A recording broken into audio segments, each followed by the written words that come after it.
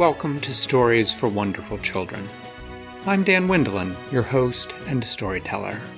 In this episode, Myra returns from her interview with Olla Fieser to consult with her friends. Now that they know the location of the Fates' shears, what's their next move? Can you guess? Enjoy the story.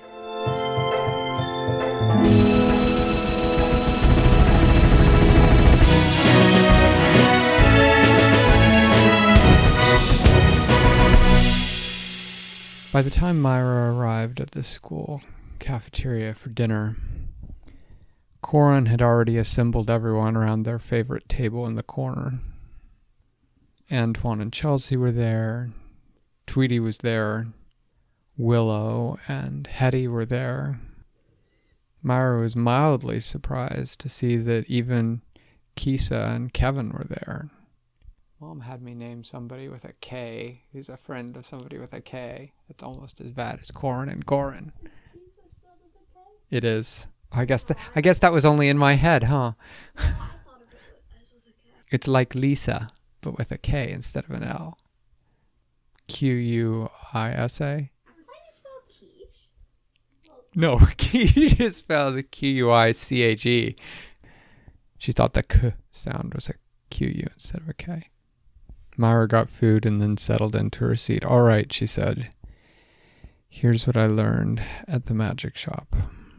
The shears that we seek, that the fates have instructed us to seek, we think, is hidden in the great tree at the center of the forest." "Wait," said Willow, putting a hand up. "You mean the great tree that we saw fighting the demon when we flew over it?" "Yes," said Myra. "The one that was moving around like really quickly and was, bigger than the biggest building here on campus?" "Yes," said Myra. "And it has the shears," said Willow. "Probably," said Myra. "So," said Corin brightly, "what's the plan?" "Well," said Myra, "I think that it's probably a bad idea for just Willow and I to go, like we did to the Temple of the Fates. So I think we probably all or most of us need to go. And for that, to get through the forest, to find the tree, I think we need the deer." "Ah," said Antoine. "Good plan. So, wait, let me think. Hey, it's a full moon in 3 days, right? So we can just talk to Veer and Doe when they get back." "That was what I was thinking," said Myra. "We fill them in on everything that we've learned, and we get them to help us get through the forest, find the tree, get the shears, and get back alive." "Fair enough," said Antoine. "So what do we do between now and then?" "Well," said Myra, "we do have classes." "Yes," said Antoine, "I know that. I was thinking more along the lines of, what do we do to be ready?" "I think," said Myra, "that we have classes, and we try to learn as much as we can." "I did not realize," said Corin, "that when I came here it was going to be an inspirational speech about studying harder." Myra shrugged. "Look," she said, "there's definitely going to be a time for action, and it's going to come soon. But in the meantime, no matter what the deer do to help us, this trek through the forest is going to be dangerous. And so the more we learn, the better prepared we are, the better chance we have to survive it." "All right," said Kisa. "Well, then I guess I better hit the books." And she finished eating and said, "So here, 3 days, with Veer and Doa?" "Yes," said Myra. "Great." So Kisa and Kevin left. Myra started eating while her friends were talking. Antoine and Chelsea seemed pretty excited about the idea of an adventure, and Corin was always ready for action. Tweety didn't seem all that worried, because most things in the forest thought Tweety didn't taste very good. But Willow and Hetty definitely looked like they were worried. "Hey," said Myra to Willow, "do you think there's any way we could get a hold of the deer before Veer and Doa get back?" Willow shrugged. "I don't know," she said. "I still mostly just talk to insects and turn into a giant bird. There's a lot of this grower stuff that I just still getting down. Okay, said Myra. So maybe that's your thing for the next few days, is study hard on talking to deer. Willow shrugged. I'll do my best, she said. And Hetty. What? Said Hetty. Are you going to come with us? Absolutely, said Hetty. I've been dying to get into the forest.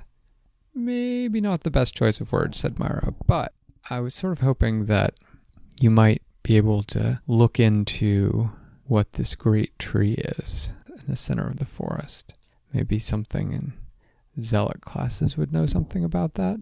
Hetty shrugged. Not unless somebody worships it, she said. Myra nodded. She said, well, you never know. It's a big forest. It's possible. Hetty shrugged and gathered up her things. I'll look into it, she said. And soon it was just Myra and Tweety and Corin sitting there. So, said Tweety, stretching, want to go check the edge of the forest, see if there are any deer around? I need to study, said Myra. No, said Tweety. I live with you, remember? I saw you studying before you came here. I saw you finish the chapter and answer the final questions and also pick the lock blindfolded. So I know you're done with studying. Okay, said Myra. Fine. We'll go check out the edge of the forest. And so they put all their trays away and they headed to the edge of the forest. The sun had already set and the twilight was deepening. And as they walked towards the edge of the forest, Myra had a gathering sense of trepidation. Hey, she said, I don't think we should actually go in. Let's just walk to the edge. Why? Said Tweety. Because, said Myra, I can feel it watching us. Tweety rolled her eyes. I think, Tweety said, that you are just getting a little paranoid. No, said Myra. Paranoia is when you think someone's out to get you and they're not actually. There is an actual string demon that recently tried to kill me in that very forest. So however I feel about it, it is not paranoia. It's more what you'd call, prudent caution. Fine, said Tweety. We won't go in. So they walked right up to the edge of the path, and Myra called, Veer, Doa, and Tweety called, Hey, any deer in there? And Corin just looked at both of them. I'm not sure it works that way, said Corin. They tried again for a couple minutes, and then Myra peered into the shadows of the forest.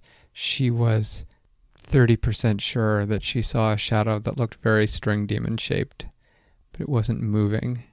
She briefly contemplated throwing a dagger at it just to sort it out, but decided that if it wasn't moving, maybe trying to make it move was a bad plan. Tweety said, I'm just going to step just down the trail for a minute. Please don't, Tweety, said Myra. Please. Tweety sighed. Fine, said Tweety. I do have studying to do myself. Corin said, Hey, I'll try once. He took a deep breath and yelled at the top of his lungs, Hey, Doa! Yo, Veer, you in there, bud? No answer. All right, said Corin, they must not be around. True, said Myra. I think everyone back in campus heard that. So they headed back to the dorm. Myra looked up at the moon, definitely waxing and almost full. Soon, she thought. Soon they'd be here, and soon they'd be departing. And then she stayed up for the rest of that evening until bedtime, practicing drawing her daggers from her new hidden sheaths up her sleeves and in her boot. She practiced drawing it quickly and throwing until she could do it blindfolded. Tweety, on the other hand, was practicing lockpicking, despite Myra complaining that there were unlikely to be any locks in the forest. Tweety said, well, this is the part that I need to work at most, and I still need to pass, even after we've finished saving the world. All right, said Myra. And then, sore from her workout with her daggers, she collapsed into bed and fell asleep. That is the end for tonight. Thanks for listening to Stories for Wonderful Children. I created today's show, but questions and running commentary were supplied by my children. The theme music was created by Brandon Thompson, and our wonderful logo was designed by Silas Swindlin. If you know someone who might enjoy the show, please tell them about it. Do you want more stories? You can now subscribe to the show and help pick a new story for me to tell every month. The show's website is storiesforwonderfulchildren.com. Until next time, I'm Dan Wendelin, reminding you to tell someone you love a story.